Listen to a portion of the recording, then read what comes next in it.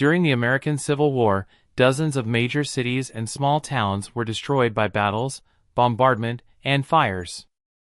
The strategic destruction of enemy cities served two major purposes: disrupting military supply lines and damaging civilian morale in order to decrease public support for the war. As most of the battles of the Civil War were fought on Southern soil, the vast majority of damaged cities were Southern sites destroyed by Union forces. At least 8 towns in Mississippi suffered catastrophic damage during the war, as did multiple towns in South Carolina, Georgia, Tennessee, Virginia, and Louisiana.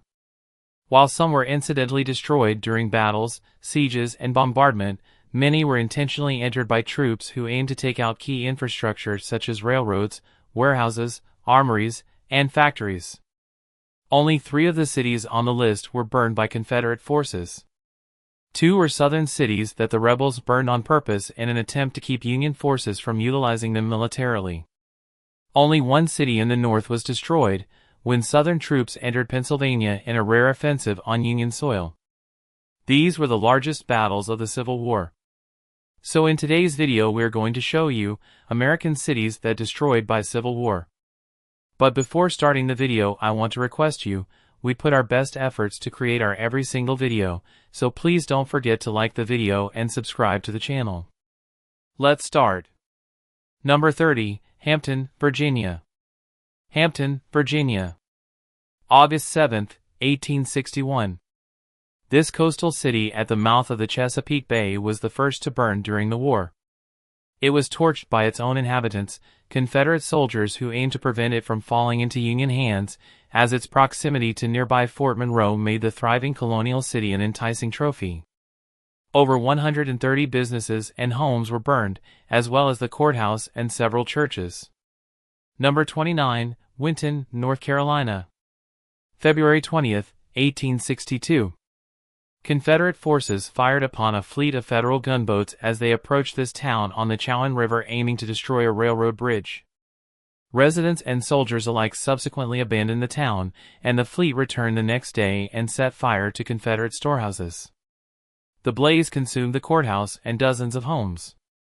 Number 28, Baton Rouge, Louisiana. August 5, 1862.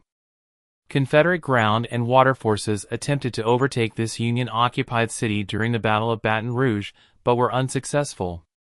Nevertheless, a third of the city was destroyed by Union forces as they burned buildings near the river in an attempt to gain a clear line of fire.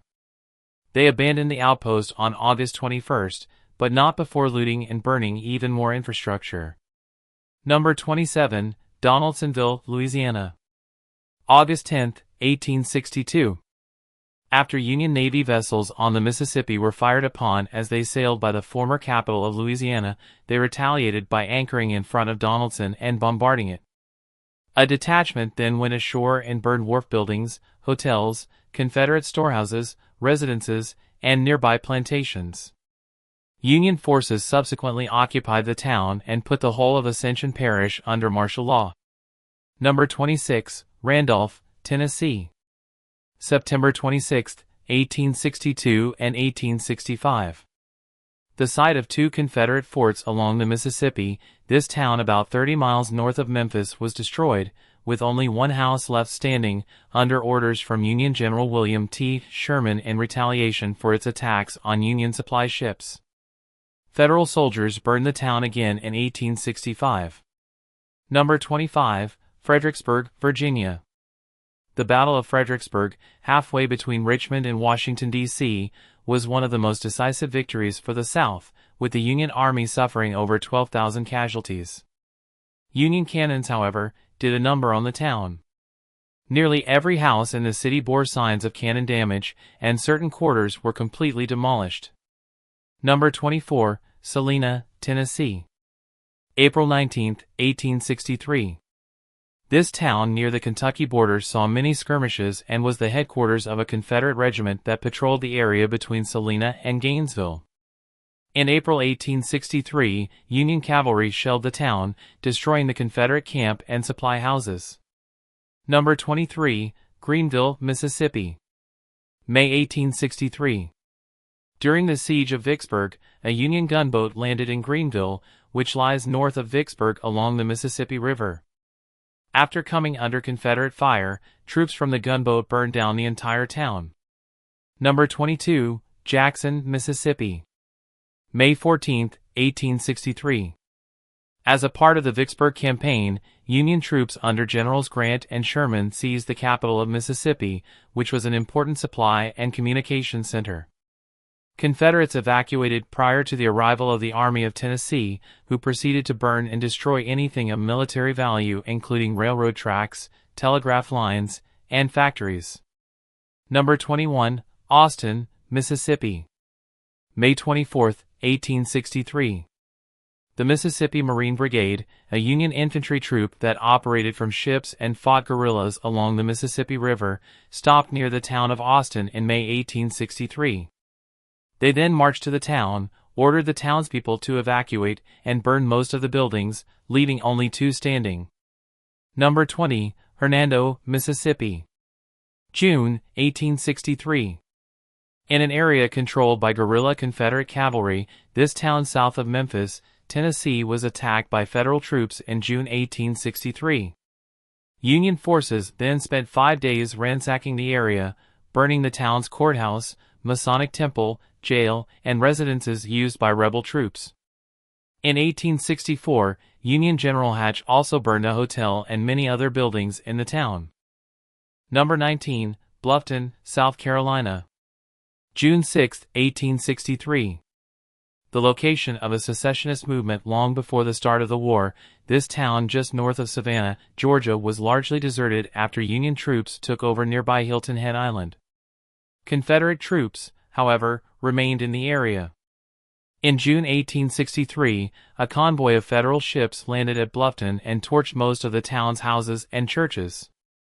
Number 18, a picturesque waterfront town that served as a major port, Darien was mostly abandoned by residents when Union troops burned the town down to its brick foundations. The entire business district was torched and ruins remain on the waterfront to this day. Number 17, Eunice, Arkansas. June 14, 1863. Union gunboats shelled this railroad town on the Mississippi River after coming under fire from Confederate guerrillas. Federal troops then entered the town and set fire to any remaining houses, stores, and infrastructure. Eunice was never rebuilt, and nothing remains of the town today. Number 16, Vicksburg, Mississippi. May 18 to July 4, 1863. An important Confederate stronghold on the Mississippi, Vicksburg was a pivotal railroad hub and supply port. After many failed attempts to take the city, the Union finally succeeded with General Grant's 1863 campaign. Federals besieged and bombarded the city for 47 days until the rebels surrendered, with the town in ruins. Number 15, Old Columbus, Tennessee. February 10, 1864. The town of Old Columbus, on the Cumberland River, was a hotbed of Confederate guerrilla and partisan activity. During a Union raid from Gainesboro, Ohio infantry chased Confederate Rangers to the town. After ordering the women and children to evacuate, they burned Old Columbus to the ground. It was never rebuilt. Number 14, Meridian, Mississippi. Before General Sherman set off on his Savannah campaign, he marched across central Mississippi from Vicksburg to Meridian. With a force of 20,000, Sherman spent a week in the town of Meridian, which was the crossroads of 2 rail lines, destroying houses and infrastructure and looting valuables. Most of Meridian was burned to the ground. Number 13, Alexandria, Louisiana. May 13, 1864. During the Union's Red River Campaign, Union forces occupied this riverside city until May 1864, when they retreated after burning down 90% of the structures. Churches, residences, libraries, businesses, a dam, and other public works infrastructure were all destroyed within a 22-block area. Number 12, Chambersburg, Pennsylvania. July 30, 1864. Confederate cavalry rode into this southern Pennsylvania town and demanded $100,000 in gold, which the townsfolk failed to raise. The troops then shelled and burned the town, destroying over 500 structures. Chambersburg would be the only northern town that the Confederacy destroyed during the war. Number 11, Oxford, Mississippi. August 22, 1864.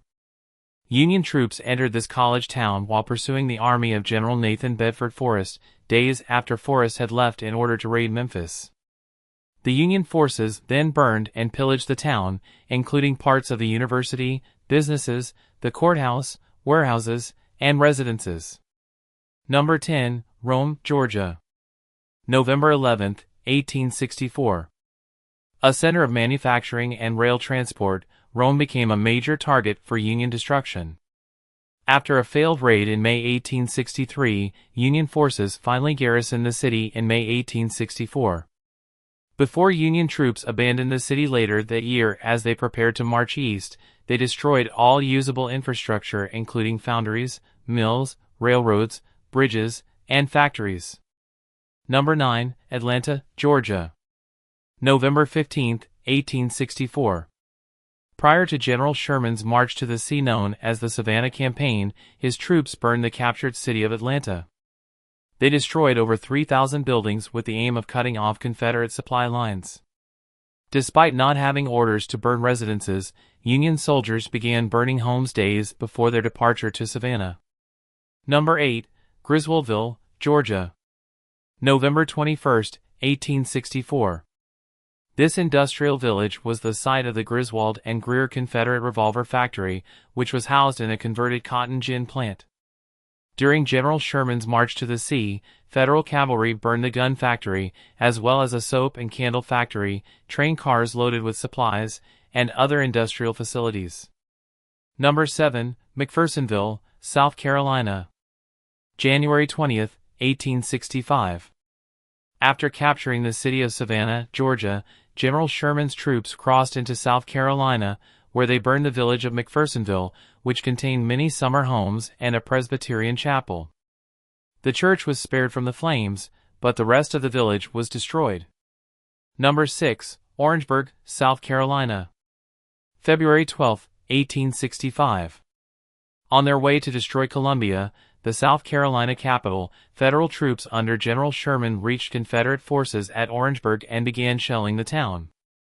As rebel forces retreated, Union troops moved into the town and burned residences, businesses, and public buildings. About half the town was incinerated. Number 5, Columbia, South Carolina. February 17, 1865. As Federal forces under General Sherman arrived to take South Carolina's capital, fleeing Confederate troops began burning supplies and cotton to keep them from falling into Union hands. Union soldiers then poured into Columbia and wreaked havoc on anything of military value.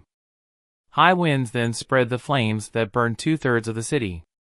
Number 4, Charleston, South Carolina. An early leader in the secessionist movement, Charleston remained in Confederate hands until late in the war, although it was under siege beginning in July 1863. The nearly constant bombardment destroyed much of the city. A day after Federal troops took Columbia, the mayor of Charleston surrendered the city to the Union. Number 3, Petersburg, Virginia. August 1864 to April 1865.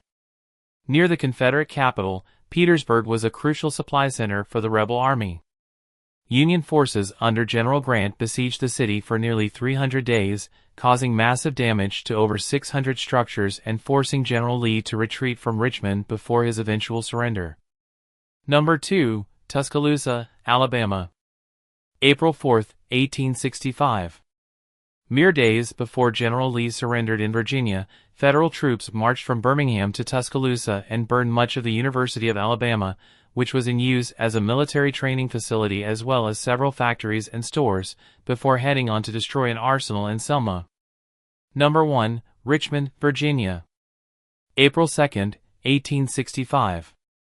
As Confederate troops abandoned their capital at the end of the siege of Petersburg, they burned infrastructure that they didn't want the Union to utilize, including an armory, tobacco warehouses, and bridges.